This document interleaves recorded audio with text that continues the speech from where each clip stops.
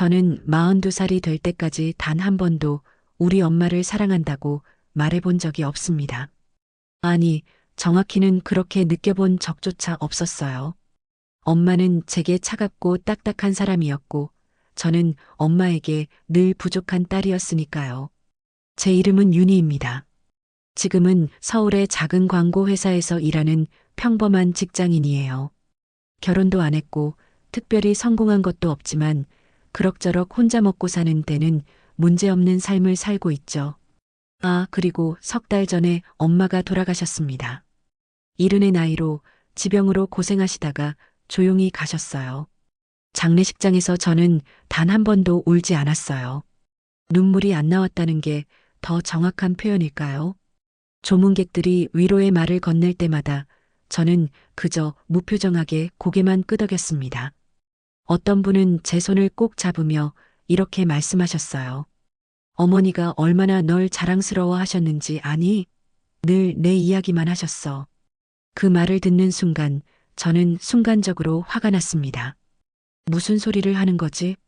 우리 엄마가 저를 자랑스러워했다고? 저를 칭찬한 적도 격려한 적도 없는 그 사람이요? 하지만 저는 아무 말도 하지 않았어요. 그냥 어색하게 웃으며 고맙다는 말만 했죠. 제가 엄마를 싫어하게 된 건 꽤 오래전 일입니다. 정확히 언제부터였는지는 모르겠어요. 어쩌면 제 기억이 시작될 때부터였을지도 모르죠. 제가 5살쯤 됐을 때의 기억이 있어요. 유치원에서 그림 그리기 대회가 있었는데 저는 우리 가족이라는 주제로 그림을 그렸어요. 엄마 손을 잡고 웃고 있는 저의 모습을 그렸죠. 선생님이 예쁘다고 칭찬해 주셨고 저는 신이 나서 집에 가져갔어요. 엄마 봐. 내가 그렸어. 그런데 엄마는 그림을 한참 보시더니 이렇게 말씀하셨어요. 손이 너무 크네. 비율이 안 맞아. 다음엔 더 잘 그려야지. 저는 그날 제 그림을 구겨서 쓰레기통에 버렸습니다. 다른 애들 엄마들은 냉장고에 붙여놨다는데 우리 엄마는 제 그림이 못마땅했던 거예요. 그게 시작이었던 것 같아요. 초등학교 때는 더 심했습니다. 저는 그림 그리는 걸 좋아했어요. 미술 시간이 제일 기다려졌고 쉬는 시간마다 공책에 낙서를 하곤 했죠. 한 번은 미술 선생님이 제 그림을 칭찬하시며 이렇게 말씀하셨어요. 윤희는 재능이 있어. 나중에 미술을 전공하면 좋겠구나. 저는 너무 기뻐서 집에 와서 엄마에게 말씀드렸어요. 엄마, 선생님이 나보고 미술에 재능이 있대. 엄마는 설거지를 하시다가 잠깐 멈추시더니 이렇게 말씀하셨죠. 그림 그려서 밥 먹고 사는 사람이 세상에 몇 명이나 되는지 아니? 현실을 봐라, 윤희야. 그딴 꿈 같은 소리 하지 말고 공부나 열심히 해. 그날 밤 저는 이불을 뒤집어 쓰고 한참을 울었어요. 왜 우리 엄마는 다른 엄마들처럼 저를 응원해주지 않는 걸까? 왜 늘 제 꿈을 짓밟는 걸까? 그때부터 저는 엄마와 대화하는 걸 점점 줄여나갔습니다. 중학교에 올라가면서 저와 엄마의 관계는 더욱 나빠졌어요. 사춘기라는 시기가 겹치면서 우리는 매일같이 싸웠습니다. 제가 조금이라도 늦게 들어오면 엄마는 현관문 앞에서 기다리고 계셨어요. 어디 갔다 이제 와? 친구들이랑 놀 시간 있으면 공부나 해.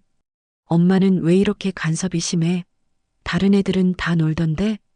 다른 집 애들은 다른 집 애들이고 넌 내가 알아서 해야 돼. 이 세상은 내가 생각하는 것만큼 호락호락하지 않아. 저는 엄마의 그런 말들이 이해가 안 됐어요. 왜 저를 믿어주지 않는 거죠? 왜 늘 제가 잘못될 거라고 생각하는 거예요? 저는 친구들에게 자주 이런 말을 했어요. 우리 엄마는 날 사랑하지 않는 것 같아. 진짜로. 친구들은 그럴 리 없다며 위로했지만 저는 확신했습니다.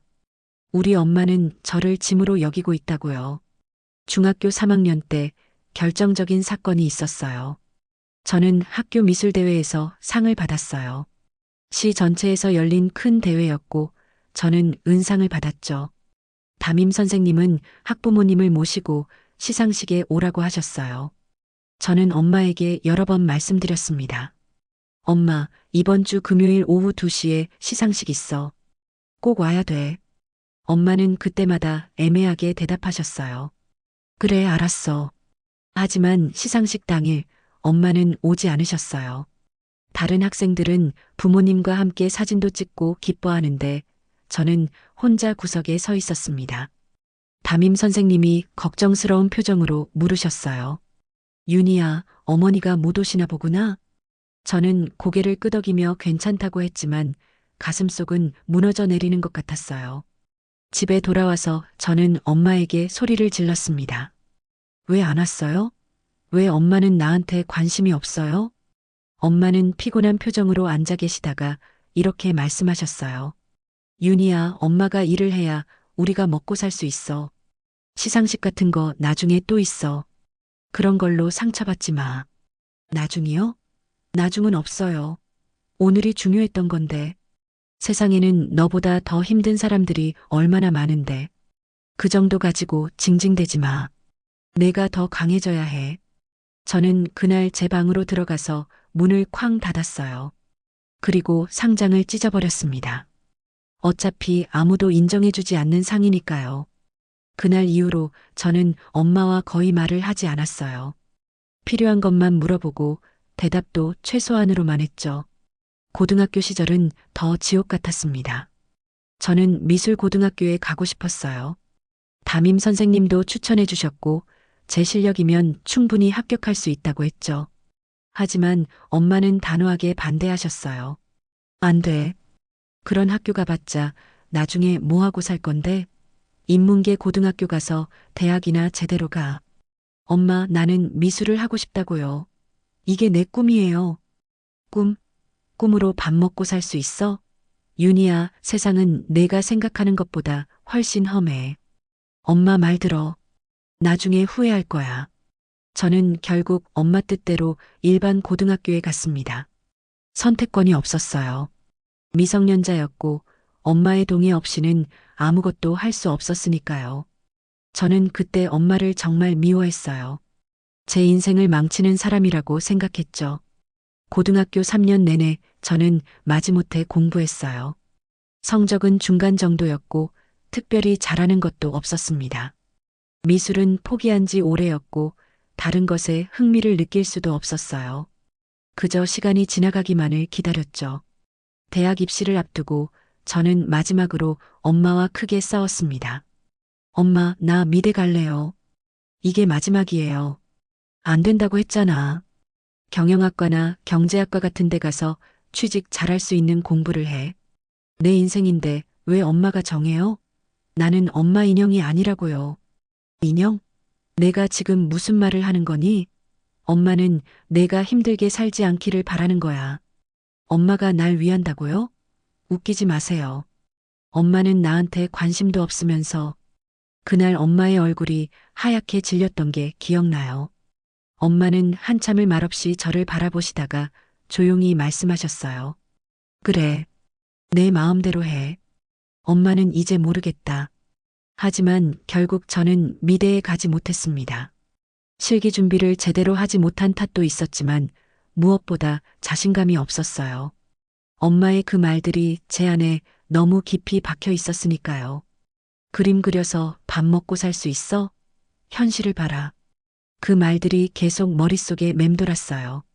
저는 결국 지방의 평범한 대학교 경영학과에 입학했습니다. 엄마가 원하던 길이었죠. 하지만 저는 그것조차 엄마 탓으로 돌렸어요.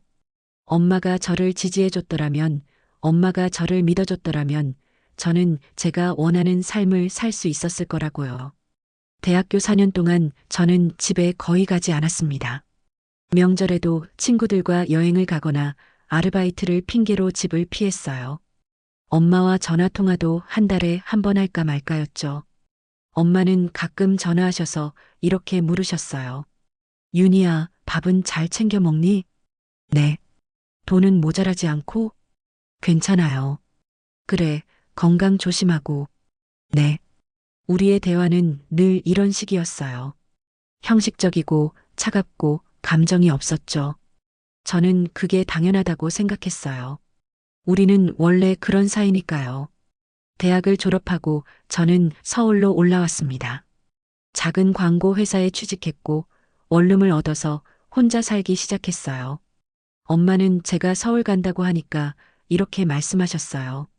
서울은 돈 많이 들어. 힘들면 언제든 집으로 와.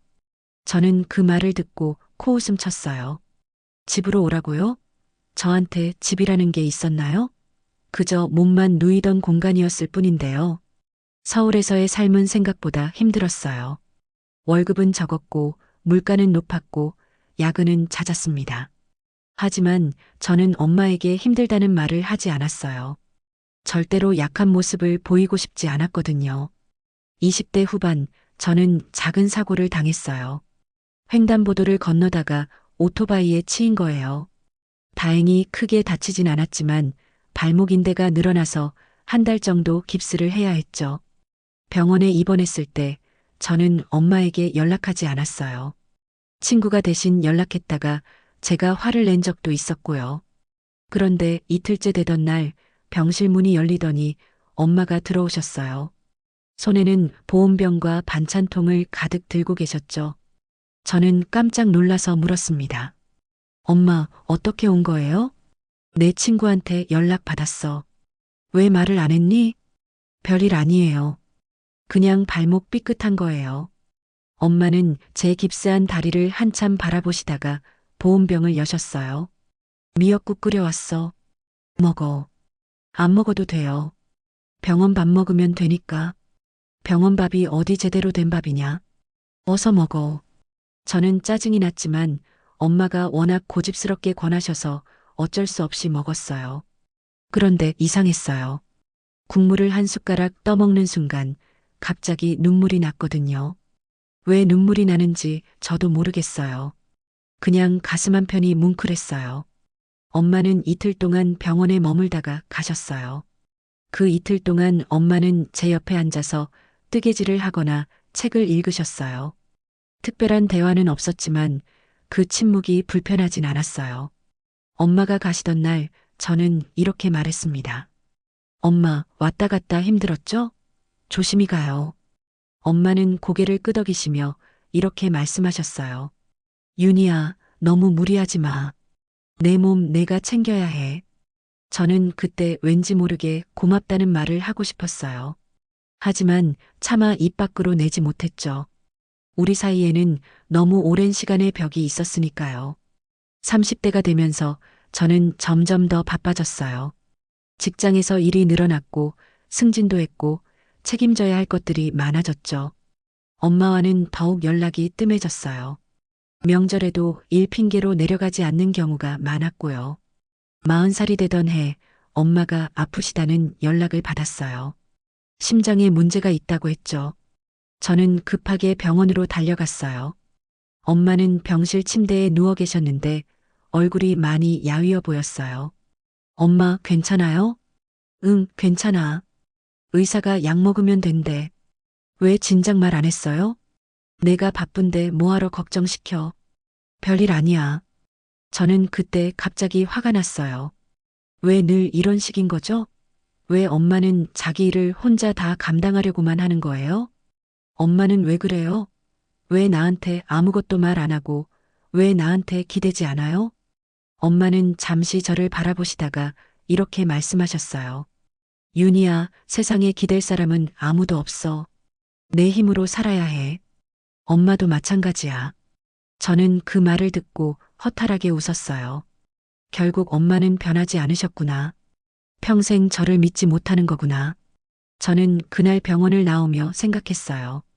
우리는 끝까지 이렇게 평행선을 그으며 살겠구나. 그 후로 1년 반 정도의 시간이 흘렀어요.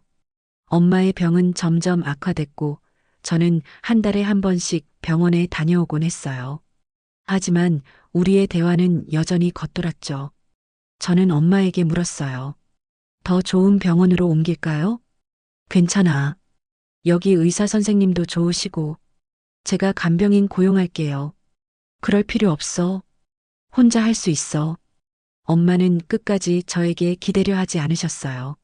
저는 그게 너무 답답했어요. 동시에 이상하게도 가슴이 아팠고요. 그리고 석 달 전 엄마가 돌아가셨습니다. 새벽에 병원에서 연락이 왔어요. 심장이 멈췄다고요. 저는 택시를 타고 병원으로 달려갔지만 이미 엄마는 하얀 천으로 덮여 계셨어요. 저는 그 앞에 한참을 서 있었어요. 눈물이 나지 않았어요. 슬픔도 느껴지지 않았고요.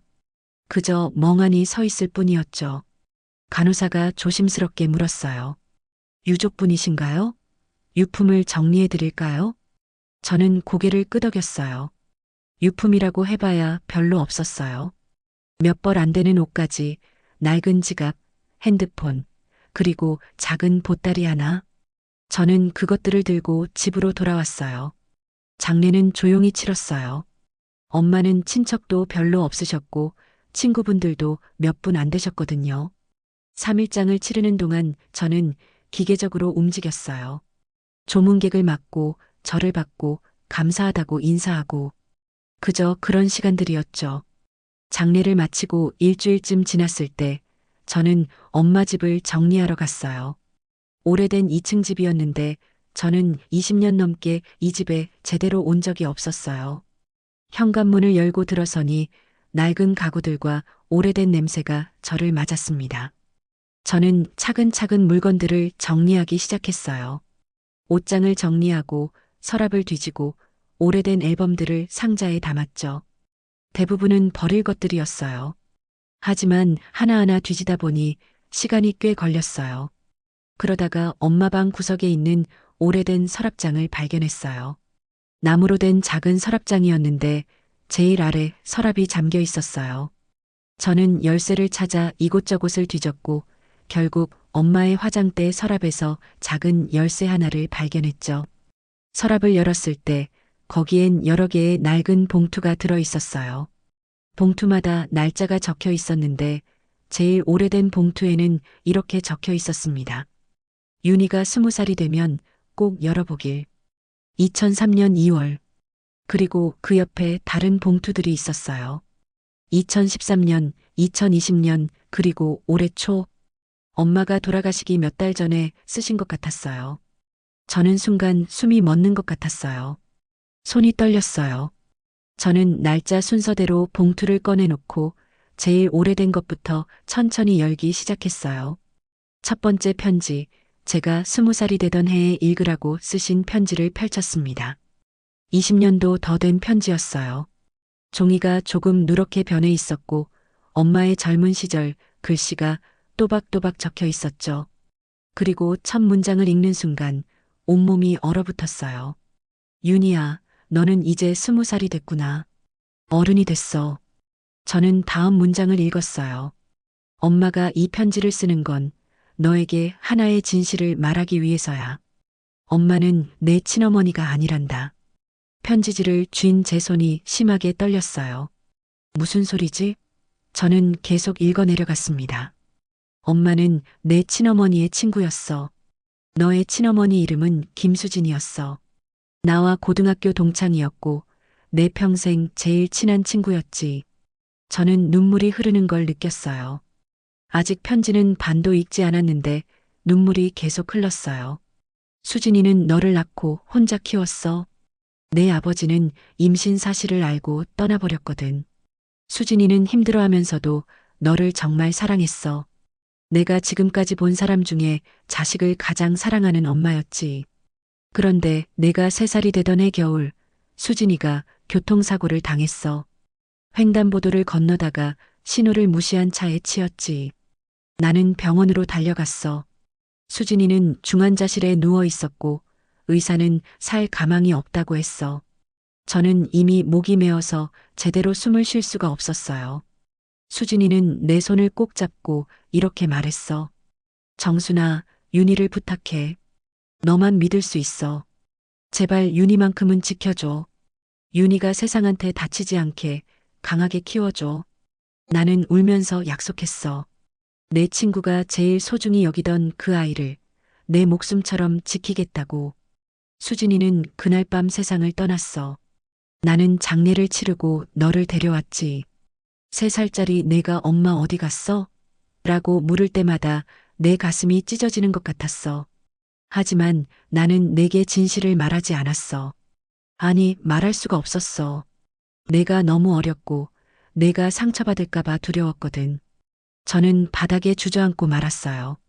편지지를 쥔 채로 엉엉 울었어요. 나는 너를 법적으로 입양했어. 너의 출생 기록을 정리하고 내 딸로 만들었지. 아무도 내가 입양하라는 걸 모르게, 아무도 너를 손가락질하지 못하게. 그렇게 너는 내 딸 윤희가 됐어. 입양아. 저는 입양아였던 거예요. 그리고 제가 알았던 엄마는 친구의 부탁으로 저를 키워주신 거였어요. 윤희야, 엄마가 너한테 늘 엄하게 대했던 건 너를 미워해서가 아니었어. 수진이의 마지막 부탁이 계속 귓가에 맴돌았거든. 강하게 키워줘. 나는 그 말을 지키려고 애썼어. 내가 세상에 나가서 상처받지 않도록, 내가 혼자서도 견딜 수 있도록. 내가 5살 때 그림을 가져왔을 때 기억나니? 나는 정말 예뻤어. 하지만 칭찬을 하지 못했지. 내가 칭찬에만 의지하다가 나중에 세상이 너를 인정해주지 않으면 어쩌나 하는 두려움 때문이었어.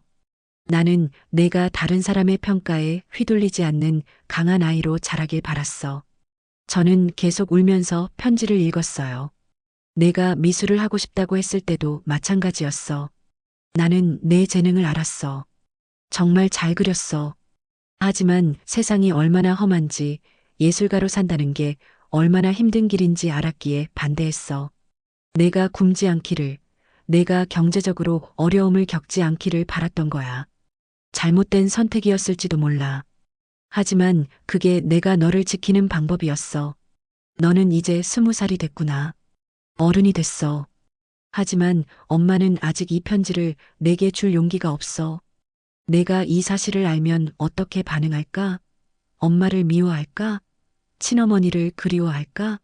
그게 두려워서 이 편지를 서랍 깊숙이 넣어둔다. 언젠가 내가 발견하게 되겠지. 그때가 되면 이 진실을 받아들일 수 있기를. 윤희야, 혹시 내가 이 편지를 읽게 된다면 이것만은 알아줬으면 좋겠어. 엄마는 너를 정말 사랑했어. 수진이의 딸로서가 아니라 내 딸로서 너를 사랑했어. 한 번도 다르게 생각한 적 없어. 사랑해, 윤희야. 엄마의 딸이 되어줘서 고마워. 첫 번째 편지는 거기서 끝이었어요. 저는 한참을 울다가 2번째 봉투를 집어들었어요. 이 편지는 10년 전쯤에 쓰신 것 같았어요. 윤희야, 엄마가 첫 번째 편지를 쓴 지 벌써 10년이 지났구나. 저는 떨리는 손으로 계속 읽었어요. 너는 지금 서울에서 혼자 살고 있지. 가끔 전화할 때마다 내 목소리가 피곤해 보여서 엄마는 걱정이야. 하지만 내게 그 말을 할 수가 없어. 내가 또 엄마를 부담스러워 할까봐. 내가 사고 나서 병원에 입원했을 때를 기억하니? 아니, 너는 모르겠구나. 내 친구한테 연락을 받고 엄마는 그날 밤을 한숨도 못 잤어. 다음 날 새벽 첫 차를 타고 서울로 올라갔지. 너를 보는 순간 내 심장이 멎는 것 같았어. 다행히 크게 다치지 않아서 정말 다행이었어. 엄마는 그날 밤을 새우셨던 거예요. 새벽 첫 차를 타고 달려오셨던 거예요. 엄마는 이틀 동안 내 옆에 있으면서 정말 많은 생각을 했어. 엄마가 너한테 따뜻하게 대했더라면 너는 나를 더 사랑했을까? 엄마가 너를 안아주고 칭찬해줬더라면 너는 나한테 기대고 싶어 했을까? 하지만 엄마는 알아. 그랬다면 너는 지금처럼 강하지 못했을 거라는 걸. 너는 엄마 없이도 혼자 잘 살아가고 있잖니. 그게 엄마가 바라던 거야. 수진이와의 약속이기도 했고, 윤희야, 엄마가 심장이 안 좋다는 걸 너한테 말하지 않은 것도 그래서야. 의사 선생님은 조심하라고 하셨지. 하지만 너한테는 말하지 않을 거야. 너는 내 인생을 살아야 하니까. 엄마 걱정으로 내 꿈을 포기하는 일은 없어야 해. 이 편지도 내가 발견하지 못할 수도 있어.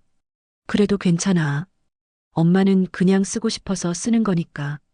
언젠가 너에게 하지 못한 말들을 이렇게라도 남겨두고 싶어서. 너를 사랑해, 윤희야. 저는 2번째 편지를 읽으며 또 눈물을 흘렸어요. 3번째 봉투를 집어들었어요. 이 편지는 올해 초 엄마가 돌아가시기 몇 달 전에 쓰신 것 같았어요. 손글씨가 많이 떨려 있었어요. 윤희야, 엄마가 이제 곧 세상을 떠날 것 같구나. 몸이 많이 안 좋아. 병원에서는 길어야 몇 달이라고 하더구나. 저는 편지를 읽으며 온몸이 떨렸어요. 너한테는 말하지 않을 거야. 마지막까지 너를 힘들게 하고 싶지 않아. 내가 엄마 때문에 울거나 내 일을 포기하거나 후회하는 모습을 보고 싶지 않아. 엄마는 수진이와의 약속을 지켰어. 너를 훌륭하게 키웠어. 너는 이제 누구에게도 기대지 않고 혼자 설 수 있는 강한 사람이 됐잖니. 그게 엄마의 자랑이야. 윤희야, 혹시 나중에 첫 번째 편지를 발견하게 되면 놀라지 마. 너는 입양됐지만 엄마에게는 진짜 딸이었어. 한 번도 다르게 생각한 적 없어. 그리고 엄마가 차갑게 대했던 것도 용서해줘. 그게 엄마가 너를 사랑하는 방법이었어. 서툴렀지만 최선이었어. 중학교 시상식 때 기억나니? 엄마가 가지 않았다고 생각했지? 사실 엄마는 거기 있었어. 강당 제일 뒤에 서서 너를 봤어. 내가 상을 받는 모습을 보면서 엄마는 울었어. 너무 자랑스러워서. 하지만 앞으로 나가지 못했어. 내가 엄마에게 기대게 될까봐. 내가 혼자서도 빛날 수 있는 아이가 되길 바랐거든. 저는 그 장면을 떠올렸어요. 강당 구석에 혼자 서 있던 제 모습. 엄마는 거기 계셨던 거예요. 뒤에서 저를 보고 울고 계셨던 거예요. 이제는 내가 원하는 대로 살아도 돼. 엄마 걱정하지 말고 내가 하고 싶은 일을 해. 그림을 그리고 싶으면 그리고 다른 일을 하고 싶으면 그것도 좋아. 엄마는 내가 어떤 선택을 하든 자랑스러울 거야. 사랑해, 윤희야. 엄마의 딸이 되어줘서 고마워. 너를 키울 수 있어서 행복했어. 수진아, 나 약속 지켰어. 내 딸 잘 키웠어. 강하고 똑똑하고 아름다운 아이로 키웠어. 이제 너한테 돌려보낼게. 거기서 만나면 윤희 이야기 많이 해줄게. 세 번째 편지는 거기서 끝이었어요. 저는 세 통의 편지를 가슴에 꼭 안고 바닥에 엎드려 한참을 울었어요. 온몸이 부들부들 떨렸고 숨을 제대로 쉴 수가 없었어요. 가슴이 찢어지는 것 같았어요. 엄마는 저를 사랑하지 않은 게 아니었어요. 사랑하는 방법을 몰랐던 게 아니라 친구와의 약속 때문에 다른 방식으로 사랑하셨던 거예요. 저를 강하게 키우기 위해, 제가 세상에 다치지 않게 하기 위해 모든 따뜻함을 감추고 차갑게 대하셨던 거예요. 그림 그려서 밥 먹고 살 수 있어? 라는 말은 제가 굶지 않기를 바라는 마음이었고, 내 힘으로 살아야 해라는 말은 제가 누구에게도 기대지 않아도 되는 강한 사람이 되길 바라는 마음이었어요. 감정 같은 소리 하지 말라는 말조차도 제가 감정에 휘둘려서 상처받지 않기를 바라는 마음이었던 거예요. 저는 편지를 다시 처음부터 읽었어요. 그리고 또 읽었어요. 읽을 때마다 새로운 의미가 보였어요. 엄마의 그 모든 말들, 그 모든 행동들이 사실은 사랑이었다는 것을요. 며칠 후 저는 집을 계속 정리했어요. 그리고 작은 상자 하나를 발견했어요. 안에는 제가 어릴 때 그린 그림들이 가득 들어 있었어요. 제가 5살 때 구겨서 버렸던 그 우리 가족 그림도 있었어요. 구겨진 채로 하지만 조심스럽게 펴진 상태로 보관돼 있었죠. 엄마는 제가 버린 그 그림을 주워서 간직하고 계셨던 거예요. 또 다른 봉투에는 제 상장들이 들어 있었어요. 중학교 때 받았던 미술대회 은상, 고등학교 때 받았던 개근상, 대학교 졸업장. 제가 찢어버렸다고 생각했던 그 은상도 있었어요. 테이프로 조심스럽게 붙여져 있었죠. 엄마는 제가 찢어버린 상장을 주워서 하나하나 붙여서 보관하고 계셨던 거예요. 그리고 낡은 앨범 하나를 발견했어요. 앨범을 펼치자 제 사진들이 가득했어요. 돌잔치 사진, 유치원 입학식 사진, 초등학교 운동회 사진. 모든 순간마다 엄마는 제 곁에 계셨어요. 사진 속에서 저는 웃고 있었고 엄마는 무표정하게 저를 바라보고 계셨죠. 하지만 이제 저는 알 수 있었어요. 그 무표정한 얼굴 뒤에 얼마나 큰 사랑이 숨어 있었는지를요. 앨범 마지막 장에는 낯선 여자의 사진이 있었어요. 젊고 아름다운 여자가 아기를 안고 웃고 있었죠. 사진 뒷면에는 이렇게 적혀 있었어요. 수진이와 윤희. 윤희 돌잔치에서 저는 처음으로 제 친어머니를 봤어요. 사진 속 그 여자는 저를 사랑스럽게 바라보고 있었고, 저는 그 품에서 환하게 웃고 있었어요. 그리고 그 옆에 젊은 정순 씨가 서 계셨어요. 아기였던 저를 바라보며 조심스럽게 미소 짓고 계셨죠. 저는 그 사진을 한참 바라봤어요. 두 명의 엄마. 한 명은 저를 낳아주셨고, 한 명은 저를 키워주셨어요. 두 분 모두 저를 사랑하셨고, 저를 지키려 애쓰셨어요. 그 주말, 저는 편지에 적혀 있던 주소를 찾아갔어요. 새싹 보육원이라는 곳이었어요.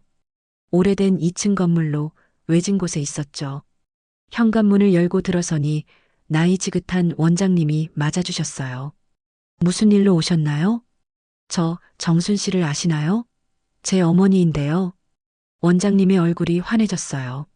정순 씨요? 물론 알죠. 정순 씨는 이 보육원의 은인이에요. 20년 넘게 매달 후원금을 보내주셨고, 한 달에 한 번씩 직접 오셔서 아이들 옷을 꿰매주고 가셨죠. 저는 눈이 커졌어요. 그러셨어요? 네. 정순 씨는 정말 좋은 분이셨어요. 아이들한테도 따뜻하셨고요.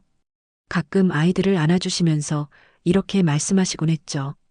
우리 윤희도 이런 아이였지 하면서요. 항상 눈물을 글썽이시더라고요. 저는 그 자리에서 무너져 내렸어요. 원장님이 깜짝 놀라며 저를 부축했지만 저는 더 이상 서 있을 힘이 없었어요. 엄마는 저를 보육원 아이들과 같은 처지의 아이로 생각하셨던 거예요.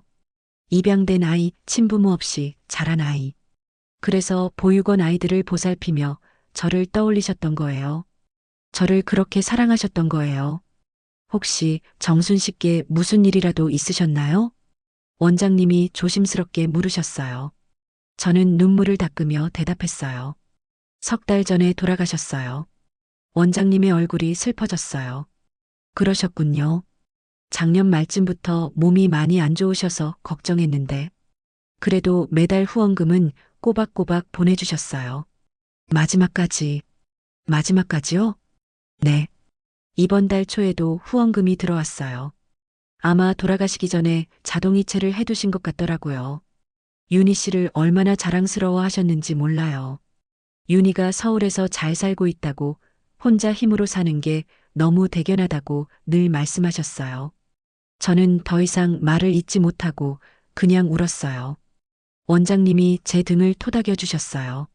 집으로 돌아온 저는 엄마의 유품들을 모두 모아놓고 하나하나 다시 봤어요. 그 모든 것들이 이제는 다르게 보였어요. 낡은 옷, 오래된 신발, 작은 액세서리 하나하나가 엄마의 삶을 말해주고 있었어요. 그날 밤 저는 엄마의 방에서 잠을 청했어요. 엄마가 주무시던 침대에 누워서 엄마의 베개를 안고 한참을 울었어요. 미안하다고, 사랑한다고, 이제야 알게 됐다고 수없이 중얼거렸어요. 다음 날 저는 엄마의 무덤을 찾아갔어요. 작은 봉분 앞에 꽃을 놓고 한참을 앉아 있었어요. 그리고 조용히 말했어요. 엄마, 미안해요. 평생 오해하고 살았어요.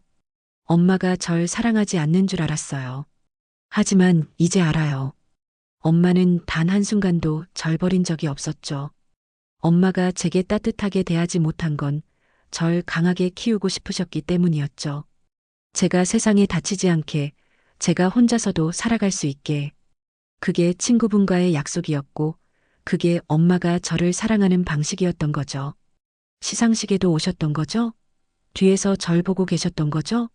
제가 버린 그림도 주워서 간직하고 계셨고, 제가 찢어버린 상장도 붙여서 보관하고 계셨죠.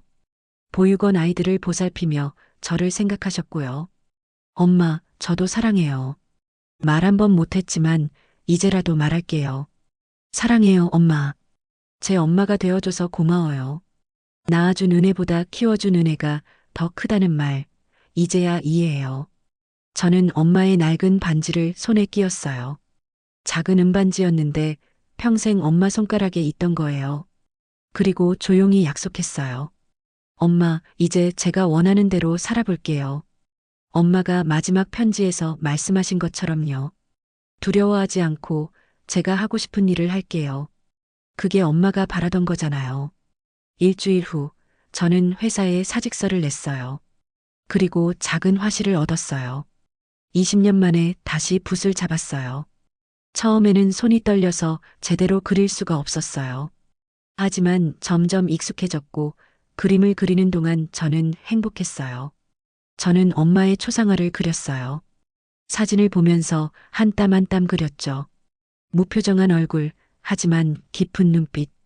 그 눈빛 속에 숨겨진 사랑을 담으려 애썼어요. 그림을 완성하는데 석 달이 걸렸어요. 완성된 그림을 보며 저는 또 한참을 울었어요. 그림 속 엄마는 조용히 미소 짓고 계셨어요. 제가 상상으로 그려넣은 미소였지만 어쩐지 진짜 같았어요. 엄마가 제게 한 번도 보여주지 않았던 그 미소.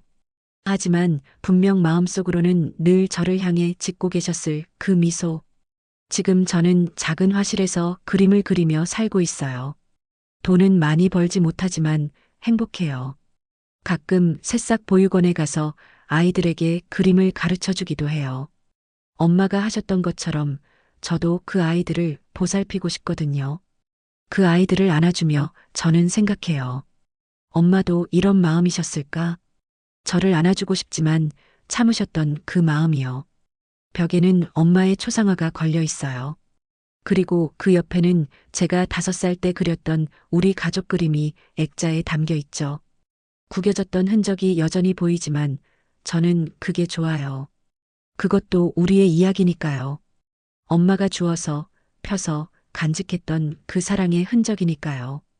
때때로 저는 엄마에게 말을 걸어요. 엄마, 오늘은 날씨가 좋아요. 엄마, 제 그림이 전시회에 선정됐어요. 엄마, 보육원 아이들이 제 그림을 좋아해요. 대답은 없지만 저는 엄마가 들어주신다고 믿어요. 어딘가에서 저를 지켜보고 계시다고요. 그리고 친어머니 수진 씨와 함께 제 이야기를 나누고 계시다고요. 그리고 가끔, 정말 가끔 꿈에서 엄마를 만나요. 꿈속에서 엄마는 제게 이렇게 말씀하세요. 잘했어, 윤희야. 내가 행복해서 엄마도 행복해. 그럴 때마다 저는 눈물을 흘리며 잠에서 깨요. 하지만 그 눈물은 슬픔이 아니에요. 감사함이에요. 뒤늦게나마 엄마의 사랑을 알게 돼서 엄마의 딸이어서 정말 감사한 거예요. 어제는 엄마 산소에 또 다녀왔어요. 제가 그린 작은 그림 한 장을 가져갔죠. 우리 가족 그림이었어요. 5살 때 그렸던 그 그림을 다시 그린 거예요. 하지만 이번에는 3사람이 손을 잡고 있었어요. 수진 엄마, 정순 엄마, 그리고 저. 3사람 모두 웃고 있었어요. 그림을 봉분 앞에 놓으며 저는 중얼거렸어요. 엄마, 우리 가족이에요. 저를 낳아주신 수진 엄마, 저를 키워주신 정순 엄마, 그리고 저. 이제야 완성된 우리 가족이에요. 바람이 불었어요. 마치 엄마가 대답하시는 것처럼. 괜찮아, 윤희야. 잘했어. 그런 말씀을 하시는 것 같았어요. 엄마, 사랑해요. 이제야 말하지만 평생 말할게요. 엄마를 만나서 엄마의 딸이 돼서 정말 행복했어요. 고마워요, 엄마. 그리고 미안해요. 사랑해요. 제 인생에서 가장 큰 사랑을 주신 분, 가장 강하게 저를 지켜주신 분, 제 엄마 정순 씨, 그리고 저를 세상에 태어나게 해주신 분, 수진 씨. 2분 모두 감사합니다. 사랑합니다.